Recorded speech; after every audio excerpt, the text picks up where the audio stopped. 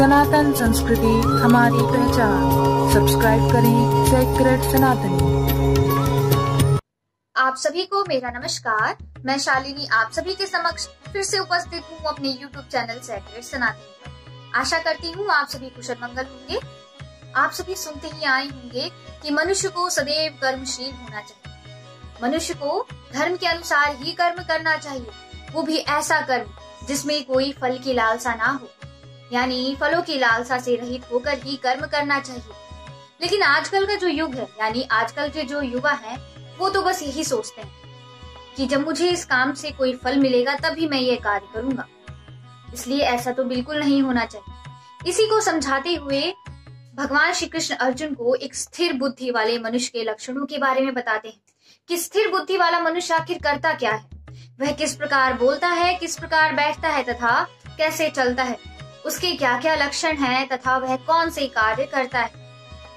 इसी को समझाते हुए भगवान श्री कृष्ण आगे कहते हैं, तानि सर्वाणि संयम्य युक्त आसीत मत्परः वशे हि यस्य इंद्रियाणि तस्य प्रज्ञा प्रतिष्ठिता। अर्थात जो मनुष्य इंद्रियों को पूर्णतया वश में करते हुए अपनी चेतना को मुझ में स्थिर कर देता है। भगवान श्री कृष्ण कह रहे हैं कि ऐसा मनुष्य जो इंद्रियों को वश में करते हुए अपनी चेतना यानी अपनी आत्मा को मुझ में स्थिर कर देता है, वही मनुष्य स्थिर बुद्धि वाला कहलाता है।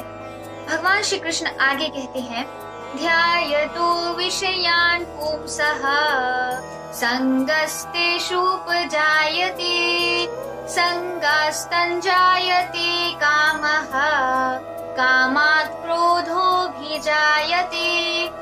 अर्थात इंद्रियों के विषयों का चिंतन करते हुए मनुष्य की उन विषयों में आसक्ति होती है, उस आसक्ति से उन विषयों की कामना उत्पन्न होती है और कामना में विघ्न पड़ने से क्रोध उत्पन्न होता है।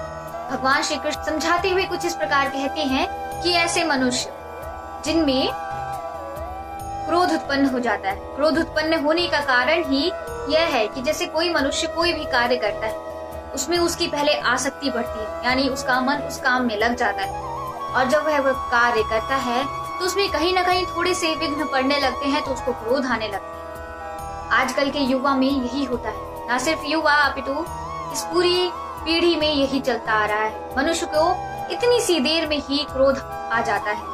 अब इसी के आगे भगवान श्री कृष्ण बताते हैं कि कैसे मनुष्य को क्रोध से ऊपर उठना चाहिए और कुछ इस प्रकार कहते हैं, क्रोधात् भवति सम्मोहः सम्मोहात् स्मृतिविभ्रमः स्मृतिभ्रंशात् बुद्धिनाशः बुद्धिनाशात् प्रणश्यति। अर्थात क्रोध से अत्यंत पूर्ण मोह उत्पन्न होता है। मोह से स्मरण शक्ति में भ्रम उत्पन्न होता है। स्मरण शक्ति में भ्रम उत्पन्न हो जाने से बुद्धि नष्ट हो जाती है और बुद्धि के नष्ट हो जाने से मनुष्य का अधोपतन हो जाता है। भगवान श्री कृष्ण कहते हैं कि जिस मनुष्य में क्रोध उत्पन्न होता है उस क्रोध से मनुष्य में मोह भी उत्पन्न हो जाता है और जब मोह उत्पन्न हुआ तो उसे यानी स्मरण शक्ति में उसकी भ्रम उत्पन्न हो जाता है। भ्रम जहाँ उत्पन्न हुआ वहाँ मनुष्य की बुद्धि नष्ट हो जाती है और बुद्धि के नष्ट हो जाने से आप सब जानते ही हैं कि मनुष्य का अधोपतन हो जाता है।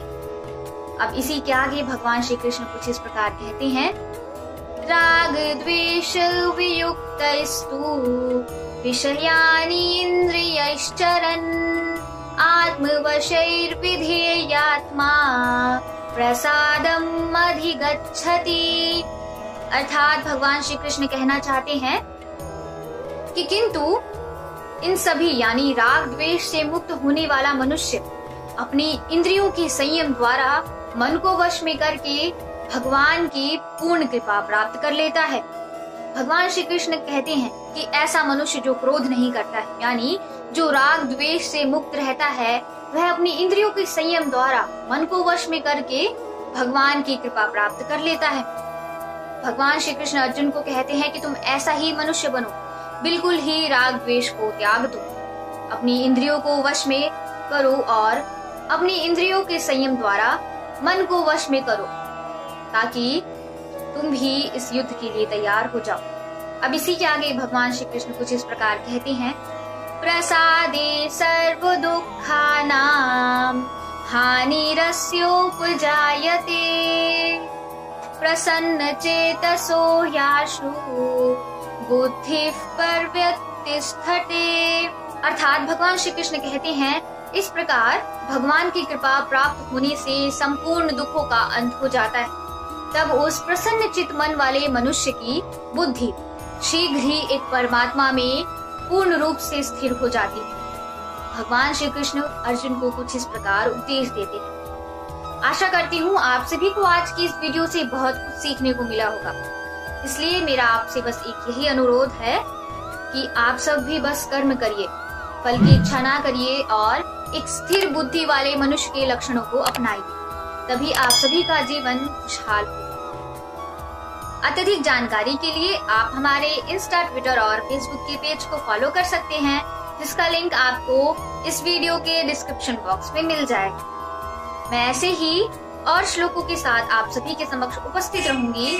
तब तक मिलेंगे अगली वीडियो में। तब तक के लिए जय श्री कृष्ण।